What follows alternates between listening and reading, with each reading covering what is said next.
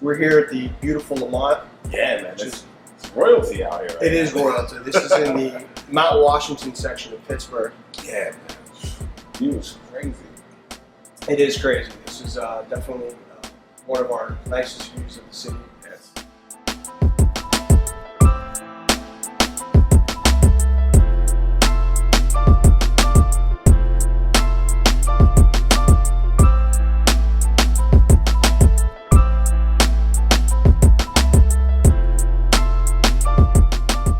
Morning, Frzy. How are you? I'm good. Thank you Excellent. for having me. No, thank you. And you are a Pittsburgh native. Yes, I am. And I don't know if that's been focused on enough. And that's why you're here with us. Yes. Pittsburgh Music Magazine. Absolutely. Let's talk a little bit about your past. Okay. Tell us a little bit about how Pittsburgh has been an influence on your talent, on your music. I think that it actually has given me an advantage with being a new national artist and being seen by all these different cities and states and countries, and being able to jump from different continents, the continent, and knowing that it is the roots of Pittsburgh. When you grow up here, there's a mentality, right? So it's blue collar, it's hard working. We work with our hands a lot. It's you have to put in the work. I have a saying that says the hustle, the grind, knows when you cheat.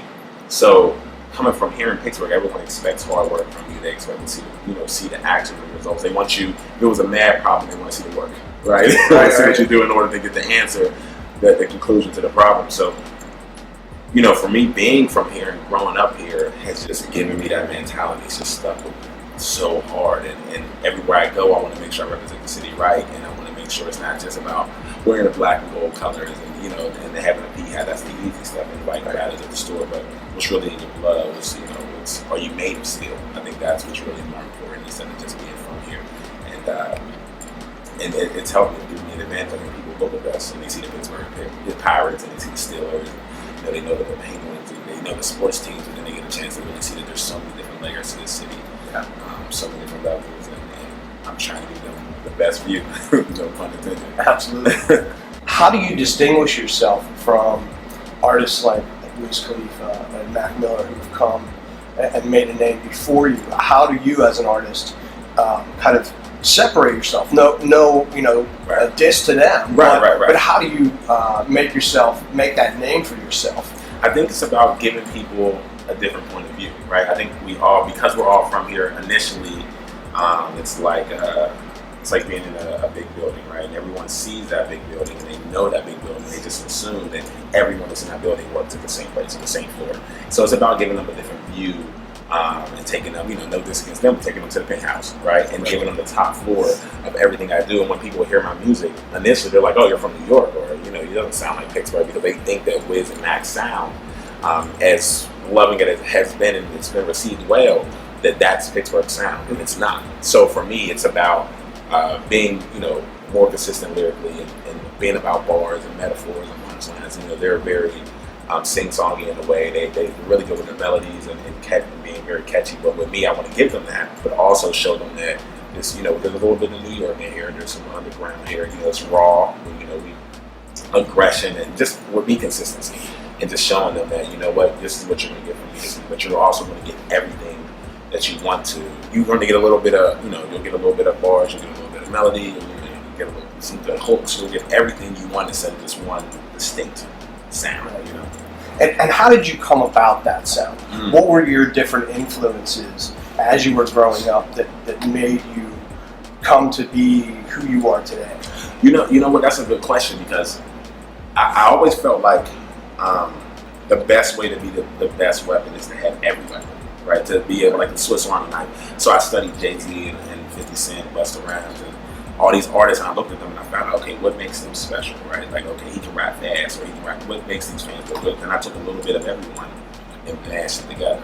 It's like I want to be able to do every single one of these things and make sure that it's hot and make sure that I'm good at every single one of them. So that way, no matter what the beat or the track gave me, I wasn't like, some artists like, I can't do that, or I only rap on these type of beats. Right. So for me, I was like, I want to work with every producer, every hot producer. I want to do every single song. I want to be on the remix of every single track. So I'm going to make sure I'm good at every single category so that no matter what. So I would just spend days practicing one style for maybe like a month. and the next month is one style the whole time. Where I make sure, okay, I want to write this, and then that's why now I'm able to maybe start the track off fast, and then when the beat switches, switch the stuff, and then come back to fast, or go up and down with my vocals and change different things, and change my tones and my aggression without changing my tone. So yeah, I think that's really how I perfected it. And, you know, took the best of it and you know, tried to make the perfect Frankenstein hip hop.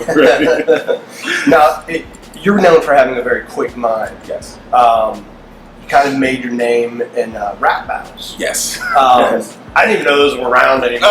It's so different now. It's so different now. It's crazy. How did you get into that? Did that start here in Pittsburgh? Yes, it did. It's so funny because you're right. It's so different now. The battles nowadays are, you know, people have months to prepare, and it's, you know, everybody's in the crowd and there's no beat and they talk to each other, which I do commend those guys. They're amazing artists in themselves, but to me it's all about being quick with it, right? Being off the line and training it. And that's where I started when I first started rapping here, and I was freestyling, and my name was Freestyle, and everybody knew me for that.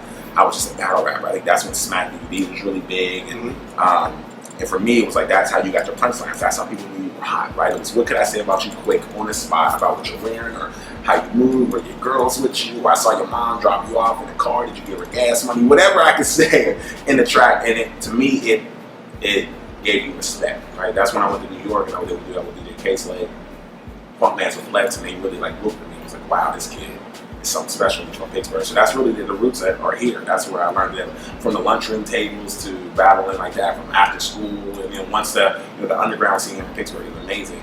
And there used to be a legendary club, unfortunately it's not there anymore, the Shadow Lounge, which was very important in my career, because that was kind of like the pathway. Regardless if you was going to be a big artist or not, you had to go to the Shadow Lounge and get respect. The battles there used to be epic, and I used to go against like the OGs of rap in the city, the older guys that get in the game and rip them apart. And that was my plan, to destroy everybody, and that's how you practice, and that's how you got it up. You take your losses and you come back stronger and come back better. So then that prepared me for when it was time to start making songs, to take that quick wit and be able to, you know, kind of be on my Jay-Z game, which everybody says, and not really need to write it down. But, you know, at the same time, I do love writing, so I take my time, I'll write it down and make sure it's perfect.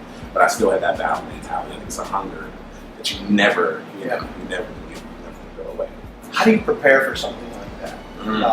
How do you gain that vocabulary and so forth? Really just reading a lot, and watching everything. Like, I have a great memory, and I think the more things that you experience in life, right? Because nowadays, like, I'm in a different place. I got like bling on my watch now, and I'm riding cars, sitting with bangers and chill. So my vocabulary is growing from that, but also just reading a lot and being able to take different people's experiences and really being able to relate to everybody. Because one thing that I have to tell people all the time is that there's no discriminate, right? Like, you can't turn them off. So for me, if someone's going to hear me, whether they're from Pittsburgh or from Ohio or from Alaska, I want them to be able to relate to the music that I'm putting out or the rhymes that I'm saying, and be like, oh, how did you know, Sarah Palin can see that view from there, or like, I want to be able to hit those points and be able to, it doesn't limit my punchlines either. So for me, I practice all the time. I do this thing with my friends where they point out stuff, and I freestyle all the time, all day. Anybody who's around me will tell you I'm going to get into it. I do it all the time. From cooking, with my socks on in the kitchen, I'm on Food Network, but I'm rapping while I'm cooking. It's just, you always want to stay on top of it. It's a muscle. Your brain's a muscle, so I want to try to make it as strong as possible. And that's a great message, for our youth and people who are looking towards that. I know you do some work with some kids in the city. Can you tell us a little bit about that? Yeah, it's important to me. I've been teaming up with CMU, Carnegie Mellon University, and also been matching up with different schools and different districts and superintendents and principals. And my goal is really to be able to touch the kids, right? For them to be able to touch me, they see me on TV, they relate to me, they follow me on Instagram, anything like that. And a lot of times, I know when I was growing up, whether it was music or basketball, things I was involved in, I wasn't able to touch these people. They would take the time to help me out. And even it's still like, I don't want to give anybody handouts, but I can point them in the right direction. And I think taking the time out to show somebody where to go is the best direction to live in life. So for me, I was like, okay, I want to get back and relate. This is the best feeling in the world to see these kids super excited and they're topping you, and they're so smart. This generation is so smart, and I hate the fact that because of a few individuals and things like that, they're looked down upon from the urban, especially the urban communities, whites, blacks, anything.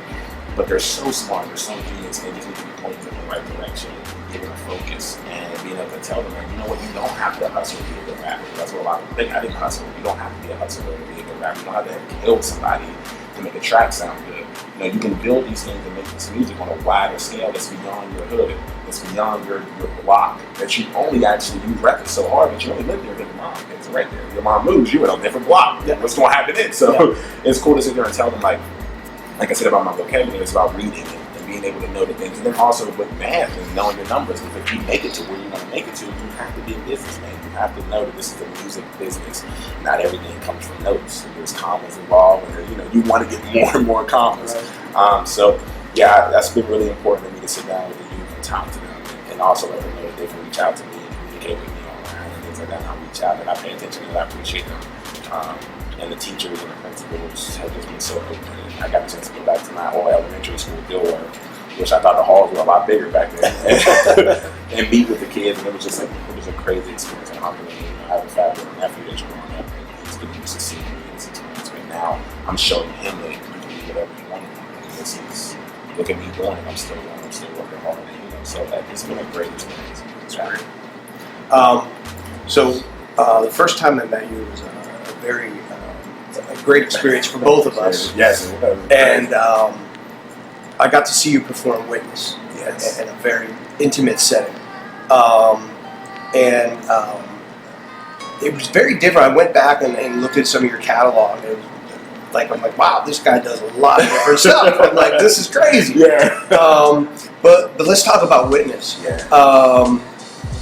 How did you first come about that idea of being a witness to two very important stories that have touched so many people?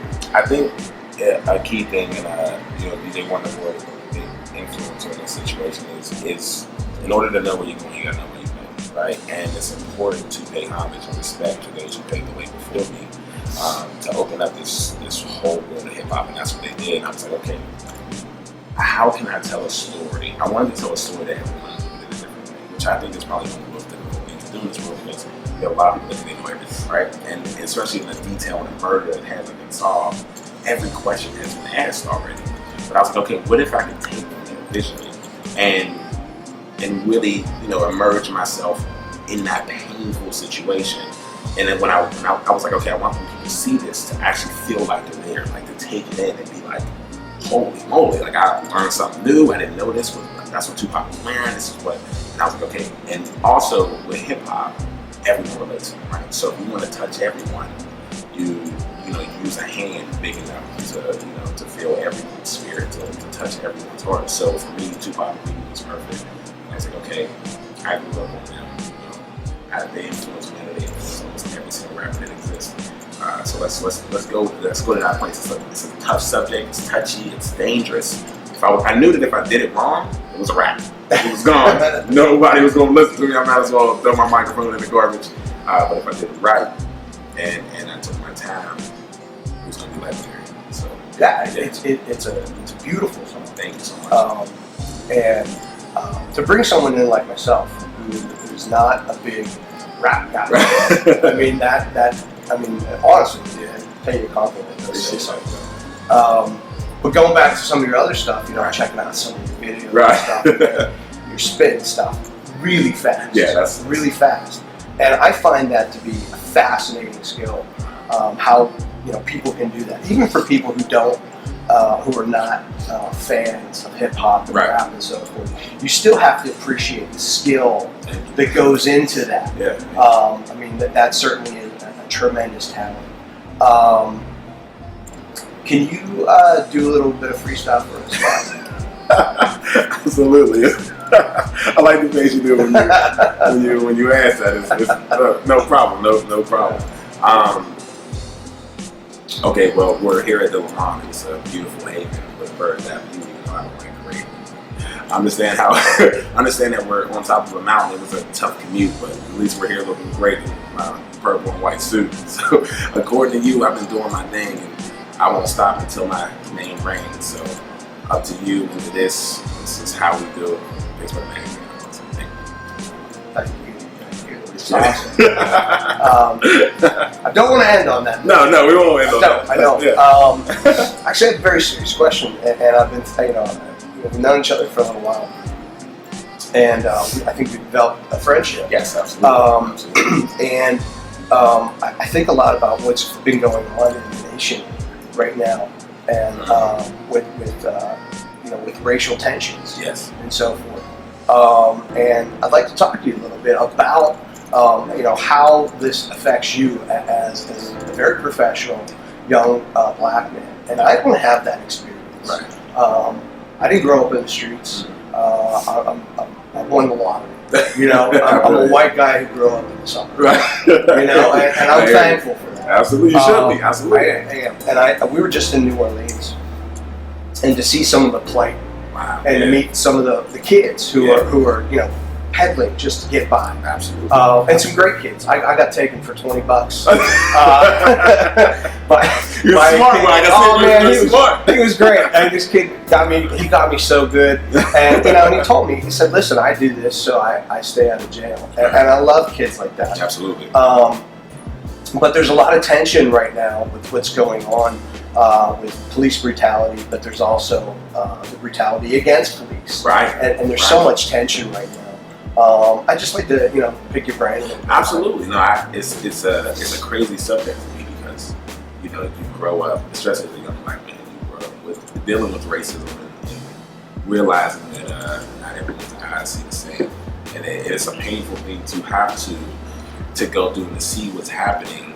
It's kind of spiraling out of control because right now you're getting to a point where it is about individuals, right? And I know cops a lot. Personally, I have a lot of personal friends. I mean, cops don't stop with just, white guys. And I think what's happening is because of a few of the decisions that they're making, it's echoing out so far that people are just seeing the uniform now, right? They're not seeing the individual. What they need to realize is when they come home, they take that off. They're just human beings like you and I. But some people are going to be racist. And I think that it really focuses on the police doing better background checks and personal interviews instead of just being like, oh, you're a track record, you've never killed someone, you never broken the law. That doesn't mean that at home he's not throwing knives at a picture of Wesley Snipes at home. Right. He might not be a Blade fan, but I think because of that, and because then you get to the point where you have this individual who does this crime, right, and they're okay with this crime, and then it's followed by more individuals of more power, more relevant power, who are also okay with this. And I'm pretty sure within those meetings of him not getting indicted and the Garner situation from Mike Brown and even the new stuff that's going on, there were people in that room that disagreed, but there were stronger people. And I think that did agree and were okay with what happened to these people. And I think that's really what we focus on, is moving more on top, right? And figuring out how to get, because it trickles down. So if we can start to remove the people on top that have these problems with racial profiling and really treating blacks and minorities terribly, then we can start to have a better effect and trickle down.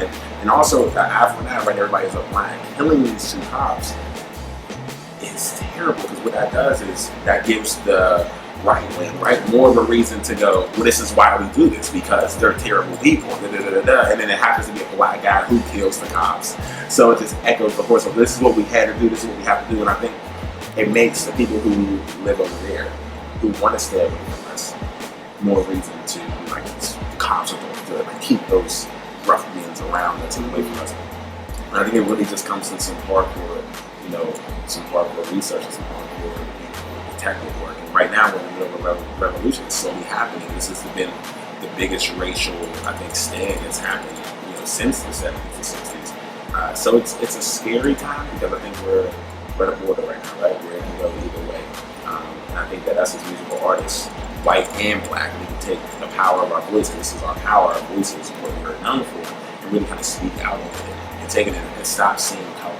But at the end of the day, everybody needs to realize we didn't choose what color we are, right? And we're all human. When you close your eyes, everybody's the same person. So for them to be like, I don't like you because you're black, I'm like, well, you know what? When God was handing out the white papers, I slept in, I came late, I missed it.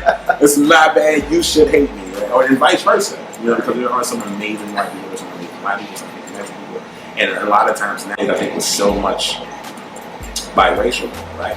Where do you draw that line? Because you'll see a lot of people on the white side who have black ancestors who don't even know, or people that are mixed their parents are white and black, and they look white. Maybe to you, they'll look white. People don't look white, but in actuality, these are black people. So it's a sticky situation. But I hope that it ends up. I hope everyone plays it smart and takes their time and really does research and realizes who the individuals are. And the cops that don't agree to speak up as well, because that'll help them.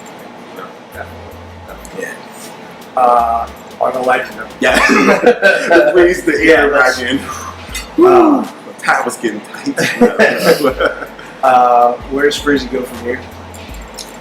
To the top. I want to hit my head. Honestly, I'm excited. So many big plans, and learning how to be open, right, and learning how to be more than just a sound.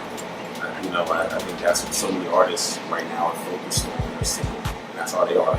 Drop my single. I'm good. Sit back, I can relax, and I don't really making albums anymore. They really don't care, and that bothers me, because I came from an era of albums. I came from an era of hit records and consistency, and I'm a writer too. So writing your own music and really, owning your publishing and knowing what it takes to be an artist. And I think that's the difference between your Drakes and your Jay-Z's and everyone of that level, where you're like, man, I see them everywhere. Because they're making good music, they're making albums, they're thinking ahead instead of right now. And like I always say in all my interviews, a new ear is born every day. So I have to make sure every line, every bar I spit, every song I put out, I have to think of it as the first time something is here. So to me, it's important to make sure that every single thing is hot. And I'm going to, literally, I want people to be tired of my face. That's the plan. Like, oh, he's on TV again. Like, okay, you want to see me on TV, you get tired of me on TV, you turn off the TV, you turn on the radio, you want to hear me on the radio. Tired of the sound in general, you want to read something on the cover of every magazine that you look at. I want to go to kids' socks and paper. But for me, I have a lot of great things coming in 2015. Big contracts to be signed, big deals with people who I would never have a conversation with. I always tell people nowadays my Rolodex is worth more than my Rolex. And that's what it's all about. And like I said, meeting people like you and getting a chance to be put in positions because I am a professional and this is my job and this is my career. It's not a hobby, it's not, it's fun, and it's a blessing that I get to do and I love, but it is a business. And there are sharks out there just like there are ducks.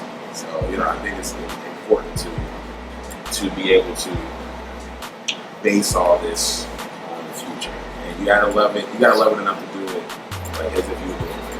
And that's what I do. So, with my name like being free, I can take that, run with it. Even though they gotta pay me now, but it's still a love for it, and that's what I do. So yeah, so big things coming, and of course you guys will have exclusives and all that stuff. All right. Putting it out there and blasting it out. Yeah, exactly. Well, we hope you get tired of you. Yes, and, please. We are invested in you. Our city's invested in you, and we can't wait for the day. Man, thank you so much. I'll be here. It's a hell of a pace though. Right now, I'm excited. It's to be able to sit in I never would have thought growing up I'd be sitting across from you in the magazine having an interview with the mom with the city in the background. Growing up, I didn't even know this area existed, let alone sitting on the table here, the suit, the tie, and the shape. It's incredible. So there's no way I'm gonna let that slip. My grip is aggressive. So I consider this year just the year of Frzy, just ruthless and musically taking note. My warning to everyone that's doing this is, they had their time up, they're ready. I'm here to take some pillows, I'm here to make them more comfortable. So, it's all about being consistent and being ready to take a stand. And I hope they appreciate where they started. Came out a lot more epic than I even planned. That was good. No, I appreciate you so much. Thank you, man, so much.